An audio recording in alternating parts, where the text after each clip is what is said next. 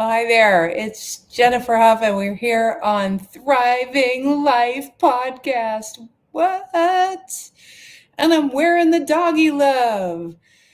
Probably because I'm going to talk a little bit about love today in terms of how do we actually flourish through these times without actually having burnout? What causes burnout? Why do we, why do we actually do it when sometimes we know exactly what there is to do, but it feels like you can't even help yourself? And what do you do if you're already burnt out? And the way I'm going to approach today is going to be a little bit, you know me. We're going to take it down the road of some stories, in fact, that are coming directly from a retreat that we're having right now. And there were some themes today that I think speak directly to the idea of thriving regardless of what's going on around you. So, what are the causes of how do you define burnout? What are the causes of burnout? What are some ways of being shifts? So when I say strategies, it's not like daily. I'm not really interested in teaching you the daily things you can do, because in these times of great change, teaching you skills that you may or not remember is one thing, but it's not how I'm wired. I'm looking for efficiencies. So, and our clients and the people that listen to our podcast are people that are looking for efficiencies that are like permanent cellular shifts, whole paradigm shifts, rather than having to remember moment by moment little skills. Not that there's anything wrong with that. I call that the difference between surviving really well and actually thriving. In thriving, we actually shift to new paradigms where you don't even have to think about or try to manage or spend a lot of effort on micromanaging all the little things that you need to remember to make sure you feel better in the moment. A friend of mine calls them paradigm shifts that cause non-regressive changes in the way that you approach life. So let's have a little chat about that, shall we? What are non-regressive shifts? What is burnout? And how can we make non-regressive shifts effortlessly such that we don't live a life or get afraid that we're going to live a life of feeling overwhelmed at least once or twice or 5 times a day? So what's burnout? The best way I can describe burnout is based on my history running a very large integrative health clinic. Burnout is what happens just straight up physically, biologically. So this isn't spiritually or emotionally, but this is biologically. But you'll get it. It happens when you transcend or overrun your glands and organs with more than they can cope with. So if your nervous system has more than it can cope with, and that happens over time. So you're maybe in an abusive situation for some people, but for some people, having things be off kilter, just with respect to the kids, being freedom seekers can be enough. It doesn't even take an abusive relationship. It also depends on the degree to which you care about how much things look like your pretty picture. So if you're someone that likes to have a lot of control, or at least the perception of a lot of control, and things around you don't match your pretty picture, the degree to which you have to use your energy, your adrenals, your thyroid, your nervous system to try to control your situation is another way you can overwhelm yourself. If you have a lot of shoulds, musts, and have tos, and the people around you or team around you don't comply, then your glands and organs, your nervous system and your emotionality can't handle everything looking different than what you wish it did. You'll very easily burn out. When you carry the happiness of others and people around you aren't happy and they haven't empowered themselves yet, and then you start taking on making sure they're not unhappy, you're not even concerned about them being happy, just as long as they're not unhappy, forgetting, of course, that that's more about you and not about them, because you don't want to be a witness to their unhappiness and it's affecting you. Most of the time when we're trying to make someone else happy, it's because of how comfortable we are, uncomfortable when we are with them being unhappy. These are the kinds of ways of being that cause burnout.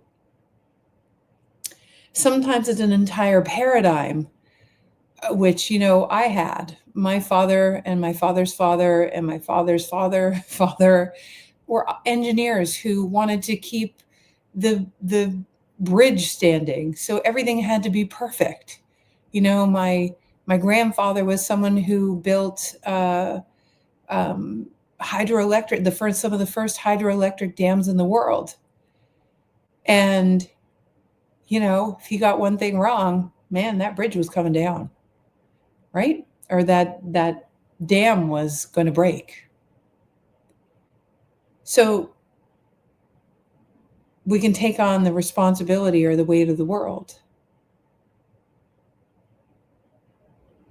But the thing is that got passed on from generation to generation. My father, who actually was not an engineer, but the rest of them were, he took on the same thing that his father had, which was this perfectionism. Got to get it right. Got to get it perfect.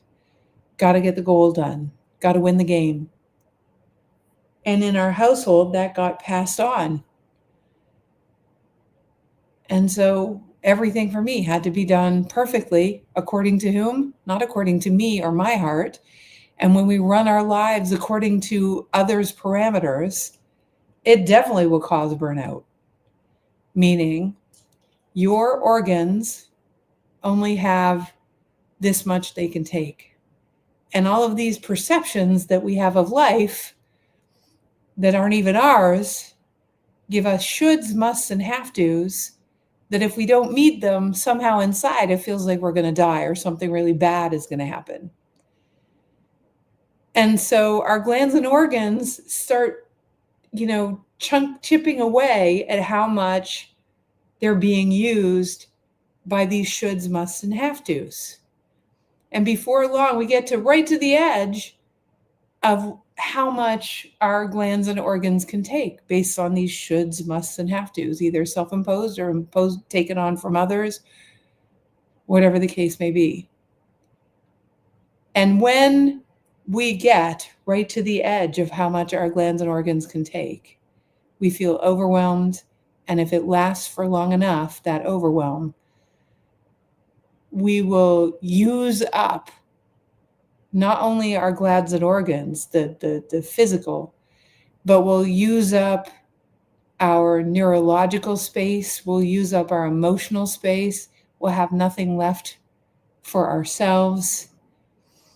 And it all originates, believe it or not, from a place of not making what your heart says and what your body says, and literally your connection to your greater wisdom, matter.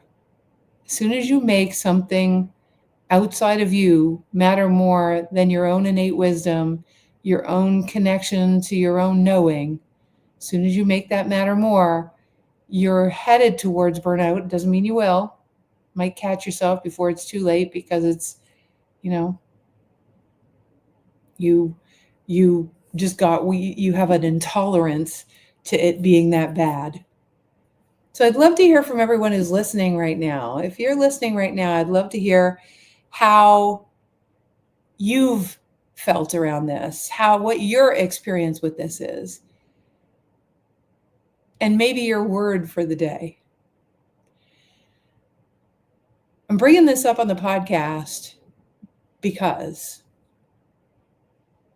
in a world where there's a lot of change and where a lot of people are saying a lot of things, and where governmental infrastructure and the entire way one country speaks to another country and the projection of values onto you or onto others is happening, it would be very easy to burn out, especially if you're a person that sees yourself as a good person. There's so much to talk about around the nervous system of humanity. And again, I'm looking for your word for the day. There's so much to say about the nervous system of humanity right now. If you even have a modicum of trying to control the world, or even a modicum of carrying the weight of the world's harmony and happiness on your shoulders, if you even have a little bit of that, then in times of great change, you may definitely find what we're talking about right now incredibly helpful. So, and I thank you for all the people that leave comments and you share this podcast with others, because we're going to go down the wormhole of 3 different stories with some, what I have found to be incredibly useful information. One of them is around the ability to, one of the most important abilities that a human being can have. This was taught to me by a former spy for the CIA. And of course, he was using it for one reason, but the way that we're going to talk about it isn't about using it to spy on people. It's to build bridges to the kind of world or team or organization that you want to live in, or family. So that's the first thing. The second thing is we're going to talk about, based on our conversation about perception and perspective, we're going to talk about then how to get the best out of somebody else, how to find a way to have the experience of the people around you being in their best light when they're around you, and having that possibly being an empowering experience for both of you. In other words, you can change the energy of a room. And finally, and I think I might start with this, that there are forces happening right now that have forgotten the physics of the fact that the entire universe is holographically at the center of every atom in their body. And when you forget, it's not a great thing. So I'm going to tell you a story. For some of you, this will be woo. For some of you, it won't be woo. But at this point in our evolution as humanity, I don't care anymore. So I just am over tempering myself. So remember, I grew up as an economist, right? So I'm a very practical person. Then I ended up being a nutritionist because I ended up with migraines and I exposed myself to some toxins. And I had chronic yeast infections, and I realized that wasn't because I had a monostat deficiency. So I went to all the doctors, but there were lots of pills, and I had nothing against doctors, and I still don't. I have trained them about epigenetics and psychoneuroimmunology and all sorts of stuff around neuroplasticity, and then how epigenetically what people think affects their body. So I love building bridges. And so when I had meningitis, doctors saved my life. I remember as a nutritionist, when I had to save my life, I became a nutritionist and studied biology to try to figure out what was going on with me. But I remember bridging my own self and realizing that, some of the doctors I had seen, they wanted to help me, but they felt powerless because the information they were given wasn't helpful to be able to help the chronic conditions that I had. They didn't know how to detoxify people, nor did they know how my mind was affecting my body.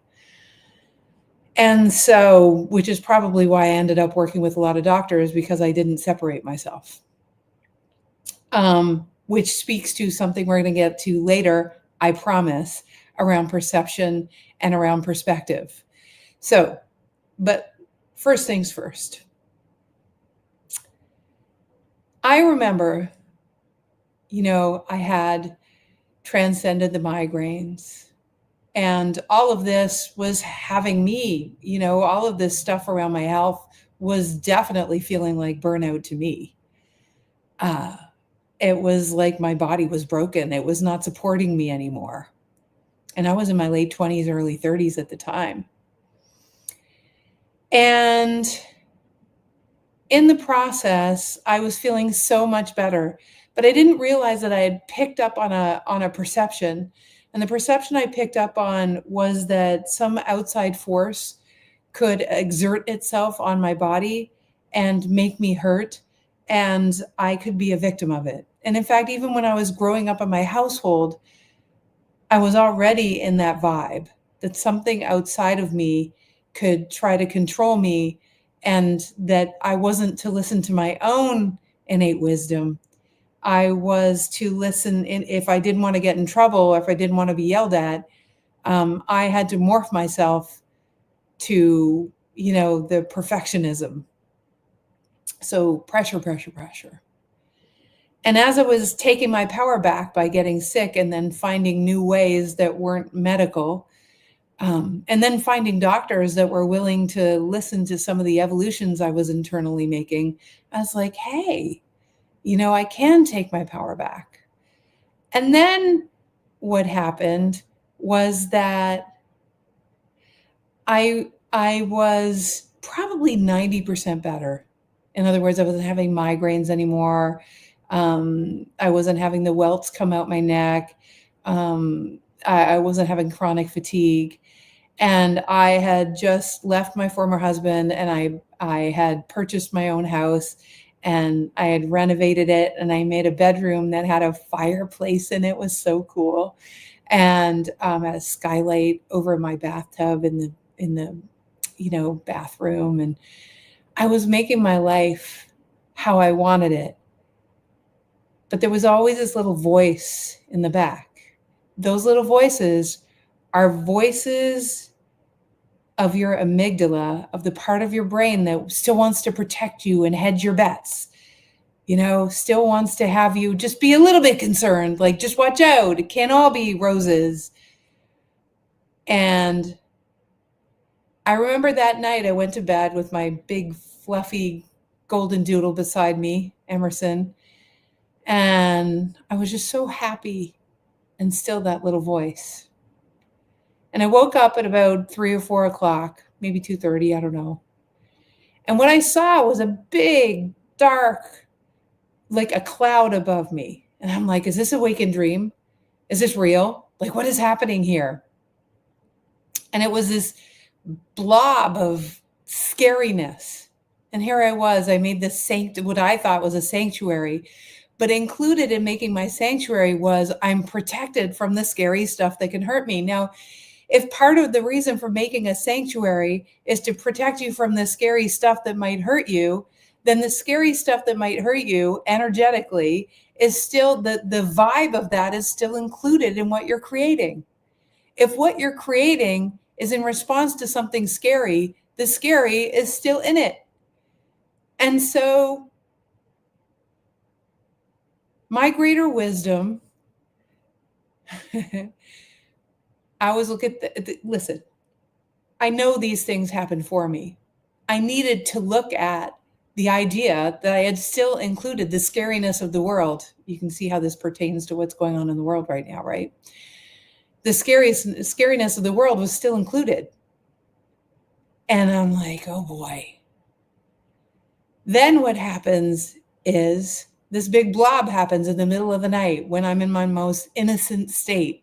Now what it triggers is, oh my God, I could be even asleep and I'm not safe. Can you imagine what that would do to my sleep cycles if I didn't hear something that I needed to hear? And all of a sudden, I got back to what it is that I know for sure.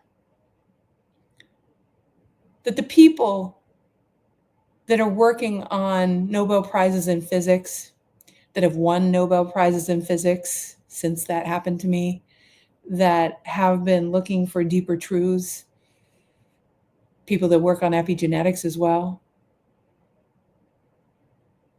they say that even electrons are non-local. Electrons, remember we have 75 trillion cells, 100 billion, or is it 100 million? Doesn't matter. You guys put it in the comments. Atoms per cell. We're made up, and those atoms are made of electrons, protons, and neutrons. Electrons are non-local until someone decides on the truth about what's going on around them. So until you actually decide what it is that's in front of you, electrons don't go around the nucleus like a planet orbiting the sun, although that's still taught in high schools, which is insane because you ask any physicist, they will tell you that's not true. Electrons flash on, flash off, flash on, flash off. They're not even flashing. They're showing up in different localities. And that's what our world is made of.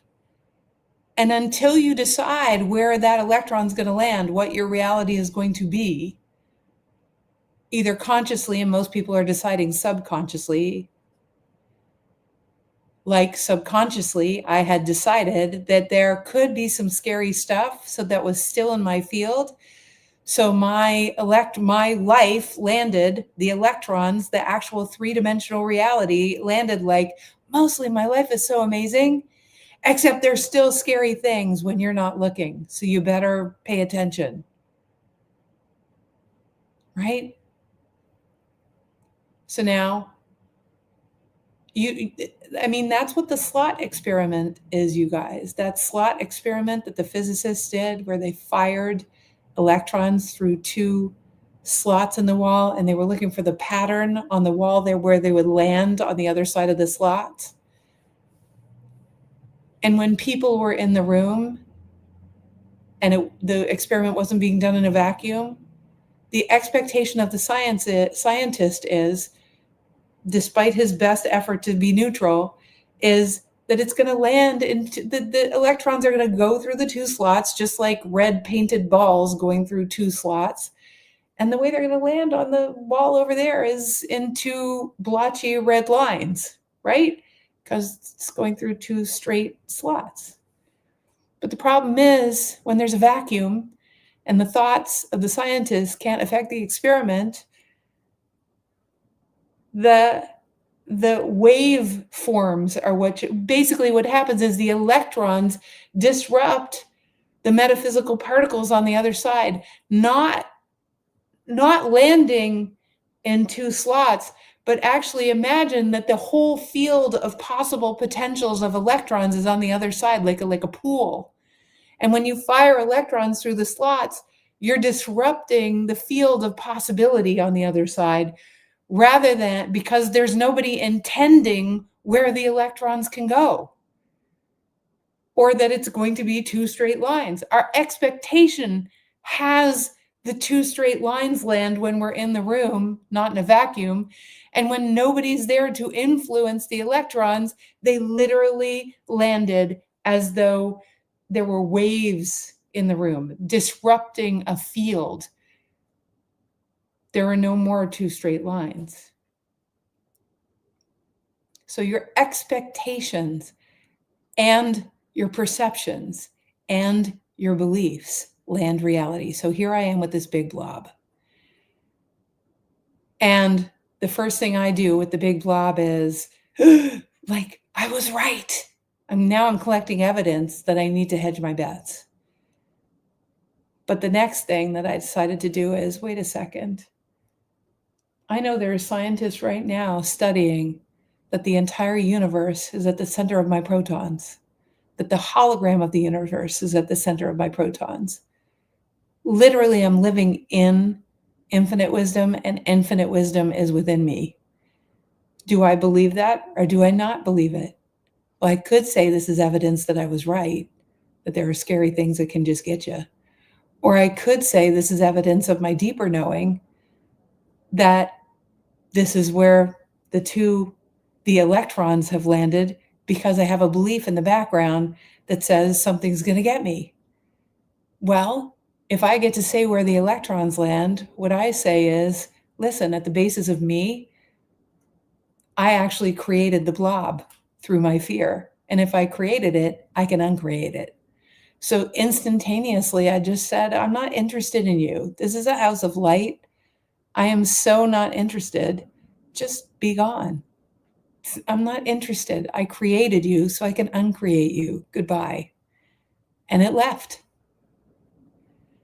So I want you to know, in a world full of easy burnout, remember, you get to say you don't get to say how other people's lives land. You don't get to say, you don't get to say, you don't get to assert on other people, but you do get to say how your life goes. Literally, the universe is within you. And you do get to say how you behave in this world, either building bridges or amplifying the things to be afraid of. What I will share at this point is I was going to talk about perception and so perceiving and perspective. So everyone has a perception. Everyone perceives through a filter. And most of those filters are unconscious. Like, I didn't know that I still had this little thing that was hedging my bets about the thing that could come out of left field and just hurt me. But it certainly created my reality that night. And then I realized, and then what dropped in is a new total paradigm. Oh yeah, okay. If I created this, I can uncreate it. So all of a sudden, my organ cushion has a lot more room because now I'm not carrying the fear anymore. I'm not trying to control things, right? So I'm listening to this spy talk about in the CIA what one of the greatest skills a human being can have is, in order to be able to have empowerment, feel like they can make a difference in their lives, right? And feel like they can make a difference in their neighborhood or in their reality or in their surroundings or with other people. And he said, the thing you need to know is the difference between perceiving and perspective. Now I'm going to bastardize exactly what he said, and I will find out his name so that I can quote him and let you know who you can go and listen to. He's very interesting. He's been on Lewis Howes quite a few times, and a British podcaster as well. I can't remember his name either, but we'll post it for you. He said, listen, everyone walks around with perceptions and perceiving. And, in our work, we say the same things, like a bunch of filters. Most of them are unconscious. But the person that really has power is not interested in making their perception of the world right, or in exerting their perception on someone else. That's not power. That is definitely force. However, if you want to change the world or change your world or have a conversation that creates third entity solutions that neither of you came up with, but that actually include both of you, if you want to have the miraculous be normal, then your perspective matters and their perspective matters. So now you're looking at each other's perspective. So you become someone who's interested in their perspective. Another way of saying this is St. Francis was very wise and shared that we would benefit greatly from seeking to understand instead of being understood. Seek first to understand another. In other words, understand another's perspective on it. Ask a lot of questions. And when people assist others to come out of cults, say, there's a lot of seeking to understand another perspective such that they can trust that they will be heard. And when that happens, a conversation can happen about other things. Because there's a great deal of neutrality that ensues when you actually seek to understand another first. And what happens is, over time, when someone feels deeply heard and their perspective is understood, they will change how they perceive the world, or not. But there is no chance of changing their perception of the world if you haven't understood their perspective first. It is one of the most powerful things you can do. So the last thing is about my walk on the beach, which has to do with that. I was walking on the beach today and I found these. I found this. And I found this. And I found this little guy. And I found, you get my gist. I even found, I even found this, and then I found this. All within probably 10 steps. And I hadn't found a heart rock in ages. And all these different heart rocks, heart coral, heart shells, whatever they are, they're all different. Some of them look more like hearts if you look at them at an angle. Some of them are rough around the edges. Some of them I didn't pick up because they look like hearts when the sand was covering a part of them on this retreat that we're on. But then when you pick them up, there's a corner there that it didn't make it a heart anymore. But imagine that these are all other human beings. And that each of these hearts comes from a different perspective. And that, I have a friend that says that some of like that strange shaped heart that I showed you, she says like, that's not a heart, that's cheating. She was looking for a perfect heart. And I'm like, if we look for perfect hearts, we're going to be upset a lot of the time. And looking for a perfect heart is about looking for safety everywhere you go. It's like, are you safe? Are you safe? Are you safe? And your life becomes about being vigilant for a lack of safety. And if you're going to live that way, you're going to spend a lot of time upset in this world right now, because you are not going to find perspective, but you are going to find different hearts everywhere. And I have a friend named Frank who, much like my friend Ann Dolph, who's listening right now, she saw the strife with politics in the United States. And, just think about what blue and red come together. What color do they make? And she realized that it was purple. There's more to that story. I'm sure there's going to be more in the future. But what I would say is that I was speaking to my friend Frank about Anne. And Frank said, there's a bunch of mountain people that are pretty resilient and they have a certain way of being. And they've been doing their thing for a long time in North Carolina. And I really feel like for us all to come together, everyone needs to be heard. We need to hear how they perceive life. And then we need to hear their perspective. And then we need to build bridges, especially after Asheville had the huge, incredible hurricane pass through. And everyone was helping everyone. Didn't matter which end of things that you came from. But you could see that everyone had a heart. Everyone was in a different place. But everyone's love showed up a different way. Mine showed up a different way. I was way out in California at the time. Oddly, they just had their own issues. But when I was, and the person I stayed with, by the way, her house burnt down since I was over there.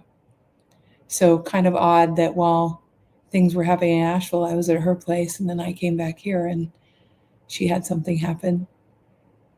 But my way of helping her wasn't to go there and help her rebuild her house. It's just letting her know I'm here and I love her. And I can talk and she can just rant and rave and I'll just listen with neutral ears. That's my heart. Here, there were people that fed people with all the stuff in their freezers because there was no electricity. And there were people, going to church. And there are people donating all the stuff they were going to give away to Goodwill and just make it people donating their trailers so that people had a house, had a home, so that there's all these trailers right now that aren't going on vacation this year because people are living it. So everyone's heart said different things and everyone jumped in a different way. My next door neighbor that was very protective of themselves, they literally got their water working and they said anyone can come over. I mean, they don't let people come on their property. They let everyone come over and get buckets of water. It's pretty cool. So I want you to know the perception within you can cause you to burn out. If you carry your health, your life, the happiness of other people, it's the biggest way people burn out. Your lack of understanding of others causes you to need to protect yourself. That's carrying yourself. And if you're going to carry yourself, you're going to burn out. Protect your family, yourself. It's like those people that were protecting their property. Nobody comes on our property. And then, of course, from the idea of finding perceptions, I want to say that in this retreat, one of the things that we talked about yesterday is something I want to finish this podcast with. And that is that infinite wisdom didn't give you feelings just so you could react to what's going on around you. You only react based on your perception. And if your perception causes you to freak out or to feel afraid or to be upset or to stamp your feet, then the perception you're living into, by definition, is not in alignment with how greater consciousness, infinite wisdom, the divine, physics, flow, God, I don't care what you call it, sees life. It's only when you tell yourself a deeper truth and look at it from a greater point of view that you start to drop into what is true. And what is true will always feel expansive and good. Like having a big, scary energy, which I'd never experienced in my life, in your room. And then realizing that at your core, the truth is, I have the entire universe at the center of my protons in order for the equation for the entire universe to work. Therefore, I'm not really interested in you, scary thing that I created, because I'm still an energy match for, a 2% hedging of my bets of all the scary stuff in the world. We all, in these times of great change, can't afford to be so precious. It really is time to be much more responsible for how we perceive each other and how we perceive this world, and much more conscious about whether we're going to argue for our righteousness about our perception, which can change in an instant, or whether we're going to try to seek to understand others so that we don't get burnt out. Not only do we not get burnt out, but if we should decide to be a bridge builder rather than someone that tries to control things to try to get the world the way that we think it should be, which is going to burn you out. I know it seems like you have power, but you don't. The real power is not that. That's just force. And so If you should choose to live a way where you seek to understand, what happens is you're going to be available to solutions that are nonlinear because you will have a better chance of staying in neutrality. Safety doesn't come from control. Safety comes from your connection with your greater wisdom, which can only come when you consistently seek deeper truths and own the deeper truths that you know from full presence. And that is a level of mastery that we're being called to right now in this world of great change. It's a level of mastery. And for those of you that are listening right now that are my clients that I've had the pleasure of working with, I'm just so grateful to take you on that journey. And for those of you that are hearing this for the first time, I'm so grateful that you're here today. But we are all in this together, my friends. And right now, I'm super grateful for my sweetie pie, Adam Lamb, in the background producing this, and super grateful for a powerful retreat. And I hope to see all of you guys in our upcoming Quantum Leap experience coming in March that we'll tell you more about next time. In the meantime, make sure you follow us. Make sure you share this with someone that you know, they really could use. Maybe this is just what they needed. Just this conversation is just what they needed. It's like a salve for their soul, maybe. So thank you for passing it on. Thank you for following us. Make sure you follow. That's how the word gets out even more. And I'm so excited for the everything we're going to be chatting about on the podcast to come. Looking forward to next time, next Monday. If you want to come live, we're on all our social media channels live. And just love you guys. Until next time.